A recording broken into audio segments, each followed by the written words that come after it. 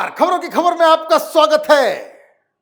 महाराष्ट्र के बीजेपी के नए मुख्यमंत्री देवेंद्र फडणवीस होंगे और उन्होंने इस चुनाव में यह साबित कर दिया कि महाराष्ट्र की राजनीति का कोई बेताज बादशाह है, कोई चाणक्य है तो वो सिर्फ और सिर्फ देवेंद्र फडणवीस। एक साथ उन्होंने तमाम सूरमाओं को चारों खाने चित्त कर दिया और अब 5 तारीख को यानी कल वो आजाद मैदान में मुख्यमंत्री की शपथ लेंगे और अपने उस वादे को पूरा करेंगे कि मेरे किनारे घर मत बना लेना, मेरे पानी को उतरता देख मेरे किनारे घर मत बना लेना, मैं समंदर हूं, वापस लौट के आऊंगा।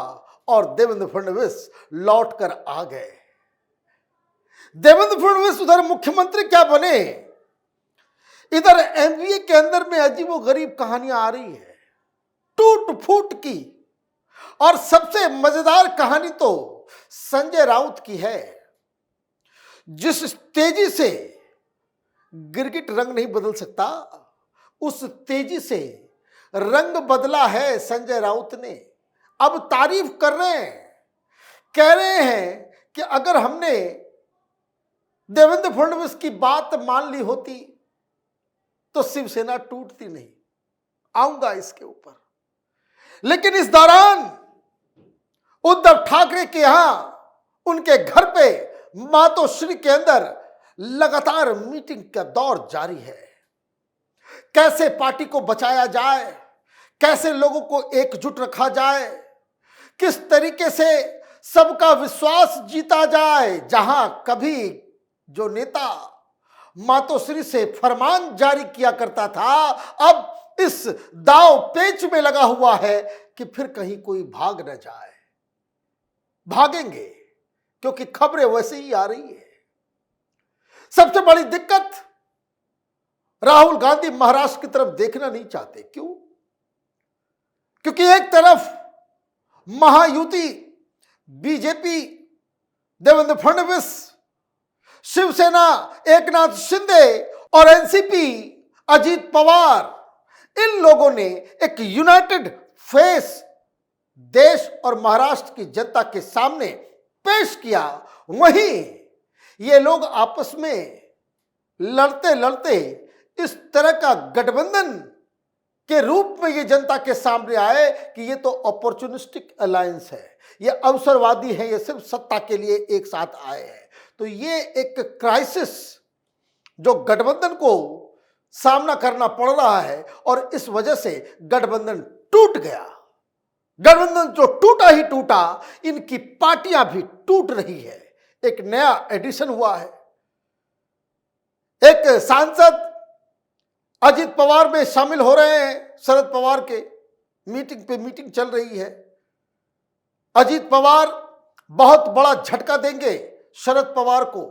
शरद पवार अपने आप में परेशान चल रहे हैं कि भाई किसको बचाएं, किसको रोके। बीजेपी वाले से बात कर लो पहले कि मेरी पार्टी को अब मत तोड़ना, मैं पूरी तरह से सरेंडर कर दूंगा, 10 के 10 तुम्हारे। लेकिन मातोश्री से कुछ बड़ी बड़ी खबरें आई है।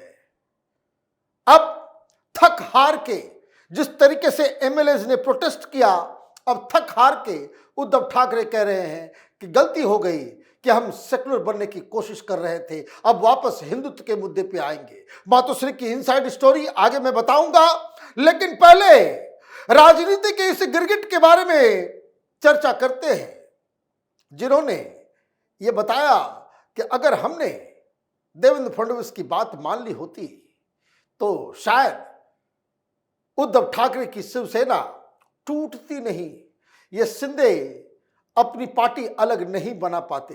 क्या कहा उन्होंने?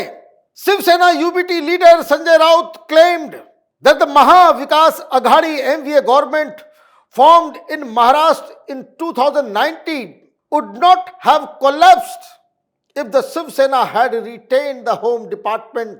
While the Shiv Sena UBT leader did not explicitly name the Congress and NCP, his remarks underscores the friction that occasionally surfaced during the MVA government's tenure.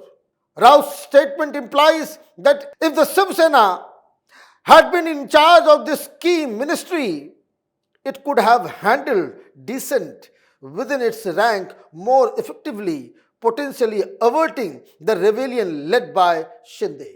क्या कह रहे हैं ये? इन्होंने कहा कि भाई गलती हो गई, गृह मंत्रालय हमारे पास होना चाहिए था। किसके पास था? वो एनसीपी के पास था। जब ये महाविकास अघाड़ी का फॉर्मेशन हो रहा था, जब उद्धव ठाकरे ने भारतीय जनता पार्टी को धोखा दिया, उस समय के आर्काइव को देखिए, जब ये बवाल मचा, सरकार बनने से पहले ही कैपिटल टीवी ने आपको कहा था कि शरद पवार सारी चीजें एक साइड, कौन बनेगा मुख्यमंत्री कोई फर्क नहीं उनके लिए, लेकिन गृह मंत्रालय एनसीपी शरद पवार अपने पास रखेंगे और अपने अनिल देशमुख को दे दिया। बहुत सारे लोग मुंबई में ये कह रहे हैं कि ये तो शरद पवार का पुराना प्रोजेक्ट था कि उनको महाराष्ट्र की राजनीति में सरवाइव करना है एनसीपी को, तो उसका तरीका एक ही है कि ठाकरे की जो पार्टी है शिवसेना, उसको तहस नहस कर देना। और इसलिए इतने सारे एमएलए महाराष्ट्र छोड़ के गुजरात जा रहे हैं, गुजरात से गुवाहाटी जा रहे हैं, ये आपस में मिल रहे हैं, ये प्लान चल रहा है और खुफिया डिपार्टमेंट को मालूम नहीं। ये इम्पॉसिबल है। मतलब साफ है, इस तरह का बयान इसलिए दिया जा रहा है, यह आरोप लगाया जा रहा है कि कांग्रेस और एनसीपी वाले आंख बंद करके बैठे रहे। उनके पास कुछ खुफिया रिपोर्ट्स भी होगी, पुलिस के द्वारा बताया भी गया होगा कि इन लोगों का इस तरह का मूवमेंट हो रहा है, इन्होंने हमें जानकारी नहीं दी। तो भाई आप तो मुख्यमंत्री बनकर के ही उसमें खुश थे। आपको मुख्यमंत्री आवास में शिफ्ट करा करके बाकी मुख्यमंत्री के घर के बाहर सारे लोग गड्ढे खोद रहे थे, आपको पता ही नहीं चला। लेकिन अचानक से ये बात क्यों आई? ये राजनीति में कहते हैं कि इशारा कि देवेंद्र फडणवीस जी आप तो मुख्यमंत्री बन गए। और अगर अच्छा, हाँ, ये कहानी भी समझ लीजिए, उन्होंने जो बयान दिया, उन्होंने कहा कि भाई ये बात सरकार बनने से पहले ही देवेंद्र फडणवीस ने उद्धव ठाकरे को यह कहा था कि ठीक है आप सरकार बना लीजिए, लेकिन यह ध्यान रखिए कि गृह मंत्रालय आपके पास हो, नहीं तो बहुत आगे चल के दिक्कत होगी। हमने नहीं माना देवेंद्र फडणवीस की बात और इस वजह से पार्टी टूट गई। या फिर ये संजय राउत आरोप लगा रहे हैं शरद पवार और कांग्रेस पार्टी के ऊपर कि इनकी वजह से हमारी पार्टी टूट गई। तो ये कहानी है। अचानक से देवेंद्र फडणवीस की तारीफ हो रही है, यह कहा जा रहा है कि वो हमारे हितैषी थे और ये लोग मक्कार हैं जिन्होंने हमारी पार्टी को तोड़ दी, पार्टी टूट रही थी, इनको सब कुछ मालूम था, इन्होंने बताया नहीं। अगर हमारे पास गृह मंत्रालय होता तो सिंधे टस से मस नहीं हो पाते। तो ये कहानी चल रही है। तो ऐसा लग रहा है कि उद्धव ठाकरे यू टर्न लेने वाले हैं क्या? क्योंकि ये संकेत मातोश्री के अंदर से भी आ रही है। सबसे बड़ी परेशानी क्या है उद्धव ठाकरे के सामने? उद्धव ठाकरे के सामने पहली और सबसे बड़ी चुनौती कि पार्टी को कैसे एकजुट रखा जाए। एकजुट रखने का तरीका उन्होंने निकाला है। अभी पता नहीं कि चुनाव होंगे क्या नहीं होंगे, लेकिन उद्धव ठाकरे ने डिक्लेयर कर दिया कि भाई फरवरी के अंदर बीएमसी के चुनाव होने वाले हैं, सारे लोग उस चुनाव में लग जाओ। और इसलिए उन तमाम फॉर्मर कॉर्पोरेटर्स पार्षदों को और पोटेंशियल पार्षदों को जो चुनाव लड़ सकते हैं, उन सब की मीटिंग बुलाई। क्या हुआ मीटिंग में? Uddhav Thackeray held a meeting of all the former corporators in Matosri in connection with the Mumbai Municipal Corporation elections. In the meeting, Thackeray, in the BMC election, we want to strongly present the issue of Hindutva before the people. Shiv Sena has been fighting for Hindutva since time immemorial, is fighting today and will continue to fight in the future. Opponents are making propaganda that we have left the issue of Hindutva. Give a befitting reply to the opponents on the issue of Hindutva. Work at the grassroots level, saffron is to be hoisted on BMC. भगवा लहराना चाहते हैं, भगवा तो लहरेगा ही, लेकिन वो भगवा आपका होगा जिसके ऊपर सेक्युलरिज्म के काले दाग लग गए हैं, या फिर वो भगवा भारतीय जनता पार्टी का होगा, शिंदे का होगा? भगवा तो फहरेगा, ये तो साफ हो गया है। ये जो चुनाव जो अभी हुआ है उससे तो साफ हो गया कि भगवा ही लहराएगा बीएमसी के ऊपर, लेकिन वो भगवा किसका होगा, ये सवालों के घेरे में है। लेकिन अचानक से क्या हुआ, अभी तक तो तारीख आई नहीं, पता नहीं कब हो नहीं हो। वो इसलिए क्योंकि जो विधायक चुन के आए हैं, जो ग्रासरूट लेवल के वर्कर हैं, शिवसेना शाखा के जो प्रतिनिधि हैं, जो लगातार 5-6 दिनों से जो मीटिंग चल रही है कि पार्टी तो बर्बाद हो गई, खत्म हो गई, उन लोगों की तरफ से बार बार यह कहा जा रहा था कि भाई साहब, आपकी वजह से, आपकी रणनीति की वजह से, आपके मुख्यमंत्री बनने की मोह की वजह से, लालच की वजह से शिवसेना टूट फूट के बिखर गई। दबाव इस बात का कि अगर हम हिंदुत्व के ऊपर वापस नहीं लौटे तो जो बचे खुचे लोग हैं शिव सैनिक, वो भी बीजेपी और शिंदे गुट में जा शामिल हो जाएंगे, क्योंकि रिजल्ट तो वही बता रहा है। वे 36 सीटें हैं, 36 में से आप 22 पे लड़े उद्धव ठाकरे और जीते मात्र 10, और 10 में भी 7-8 सीटें तो वो है जहां अगर राज ठाकरे नहीं लड़े होते तो ये सीटें भी नहीं आती, ये सीटें भी नहीं आती। यह आंकड़े बता रहा है इलेक्शन कमीशन का। लेकिन भारतीय जनता पार्टी को देखिए, 36 में से वो 19 सीटों पर लड़ती है भारतीय जनता पार्टी मुंबई में,